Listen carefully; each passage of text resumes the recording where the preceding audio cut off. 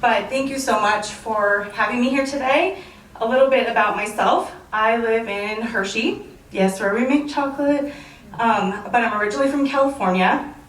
I have a bachelor's degree in political science, a master's in strategic communication, and my current role in my day job is that I'm the director of advocacy for patient advocacy strategies.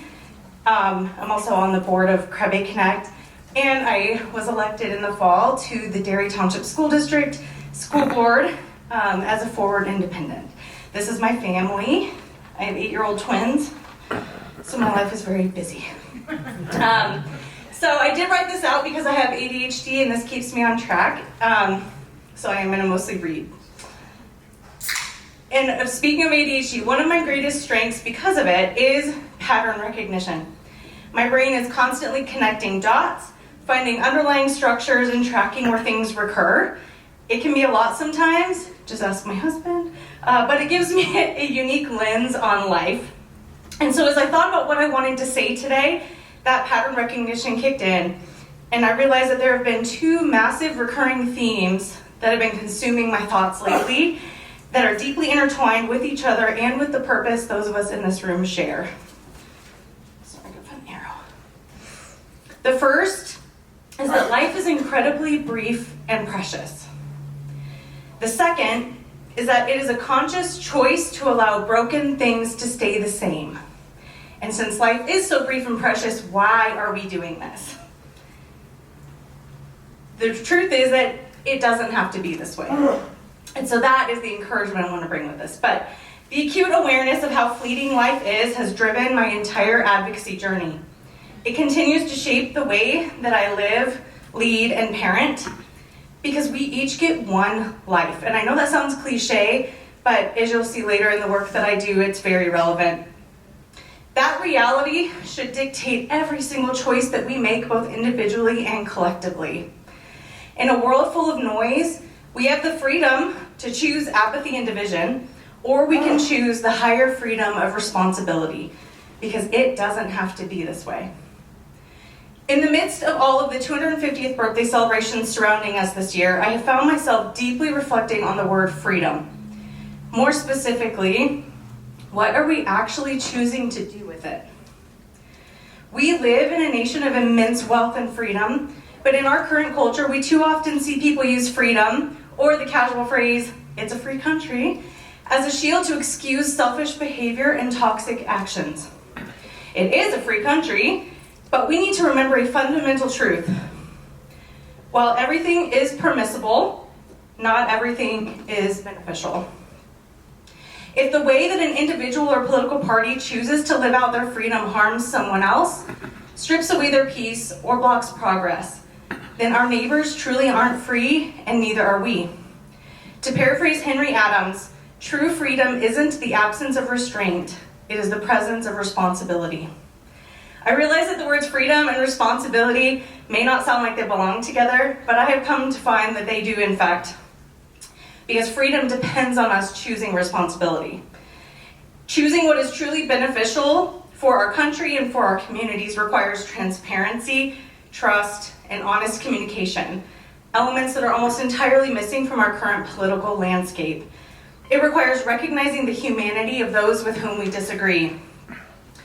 I believe that we are at a critical moment where power and party over principle have become the default, and treating those who disagree with us as enemies has become normal. But I am here today because my pattern recognition tells me something else, a truth that has guided most of my life, and that is that it doesn't have to be this way. And that conviction is exactly what brings all of us together in the Forward Party. But I didn't always see the system this way, and I have receipts. I was born and raised Republican, and my partisan pattern started early. In kindergarten, I actually spearheaded a grassroots campaign and convinced my entire class to vote for George H.W. Bush, not because of his economic platform, but because he was the only candidate whose name we could actually spell. I still don't know that I could spell Dukakis. I mean, you've got to meet people where they are, right? Years later, that dedication led to me interning for Newt Gingrich in Washington, D.C., and eventually landing in the pages of Time magazine, up there in the middle, for my involvement in George H.W. Bush's campaign. Partisanship felt completely inevitable to me because it was who I was. It was my identity. But I learned the real world human cost of our partisanship through devastating personal circumstances. On Friday, February 13th, 2015, my entire world shattered and split into a before and after. That day, we were told that our 6-month-old daughter, Victoria, was dying from Krabbe disease. It's a rare genetic disease that could have been treated had she been screened for it at birth, something Pennsylvania did not do. So because she wasn't screened for it, we missed the critical medical window that would have allowed us to save her life. I chose to channel that raw grief into action. Remember, always been an activist, successfully fighting to change 2 laws here in Pennsylvania so that other families wouldn't have to suffer the preventable heartbreak that ours did. I did it because it doesn't have to be this way. But it was during my second of 3 attempts over 5 years to do this that it was actually September 25th, 2019, that my partisan illusion cracked completely. My second attempt was stalled, and it wasn't stalled because the medical data was wrong or controversial. It wasn't stalled because it wouldn't save lives or be effective. It actually had no opposition. It was simply because the wrong party had sponsored the bill. It's nothing like Schoolhouse Rock told us that all of this would work out. I was actually told flatly to my face by the policy advisor to the Speaker of the House at the time, they don't want to give a Philly Democrat a win. And that was my moment. I think we all have had maybe a moment. I know somebody said that theirs was more gradual earlier today. Mine was in that moment. Because it wasn't a debate over the budget or the science, it was a calculated, cold, political math equation. I remember looking through the hallways in Harrisburg after that, looking at the pristine marble, the tailored suits, the outward display of institutional reverence, and realizing it was all a facade. Behind closed doors, the calculation wasn't, how many children can we save? The calculation was, how do we deny the other side a talking point in the next election cycle? It is a free country, they were the majority, and they had the right to choose power and pride. But their choice wasn't without consequences for the most vulnerable of their constituents. That was not leadership. It was a hostage situation, and our kids were the collateral. So that was the exact day and the exact moment that the political jersey lost all its color for me. Partisanship is a choice, and I chose to leave it behind because using it as an excuse to leave critical life or death problems unsolved is a choice I refuse to make. I eventually got my first bill from the committee to the governor's desk in just 2 months. So sometimes the legislature does things, but that was really, really challenging. And so this is from our ceremonial signing that ironically took place in 2022, even though it was signed into law 2 years earlier. I realized through that entire journey that our loyalty has to belong to our principles and to our communities and not to a political party. And so that is why the creation of the Forward Party brought such profound encouragement to me.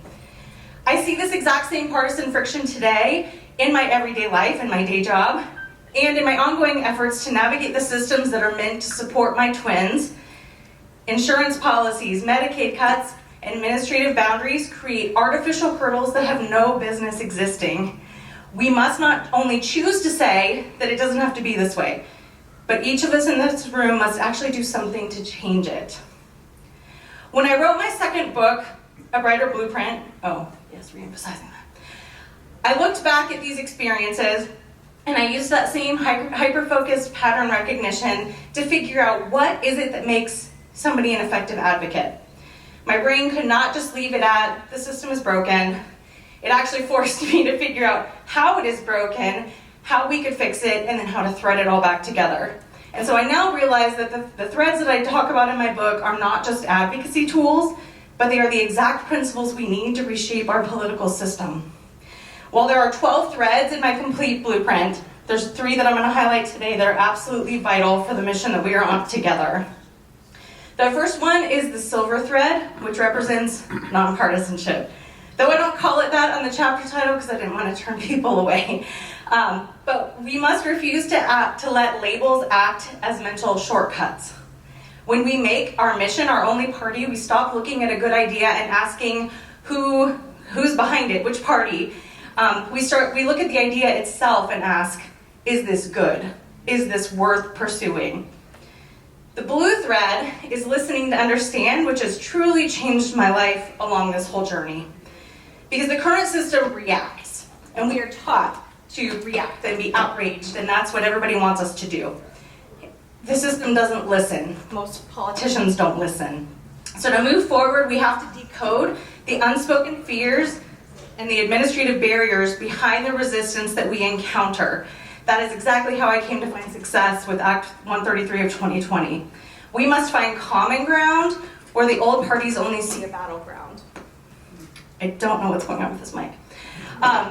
The brown thread is taking action, which I know may seem obvious, but I take a different approach because true change isn't just about big sweeping speeches or high-level platform talking points.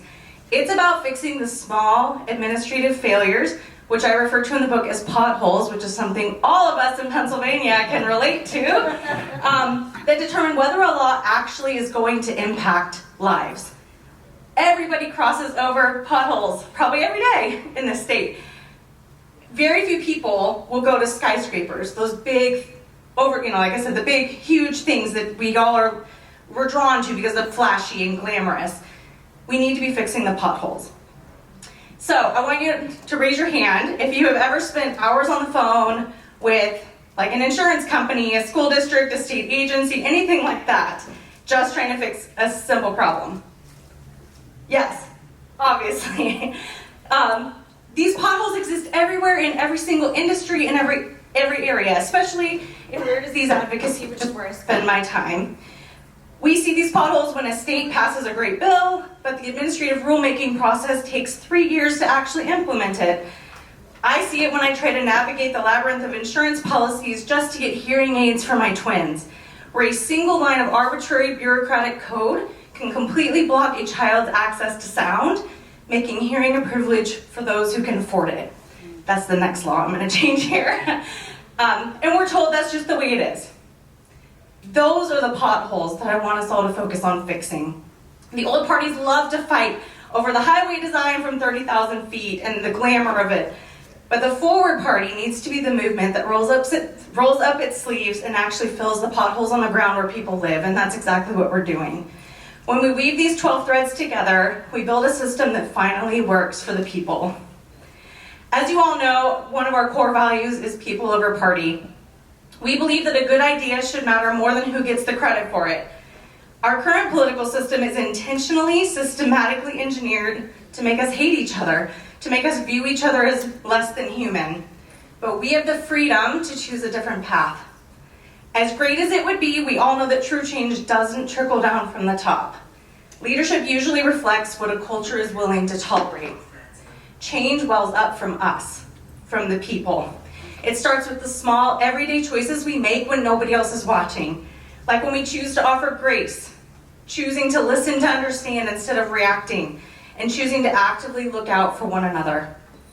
We have the freedom to be selfish, but is it beneficial for us or for the Commonwealth? We have the resources to fix our schools and our healthcare systems and successful examples from other countries to follow. So why do we allow our leaders to prioritize their own grip on power over our children's futures? Life is fleeting. We only get one chance to decide what kind of legacy we will leave behind.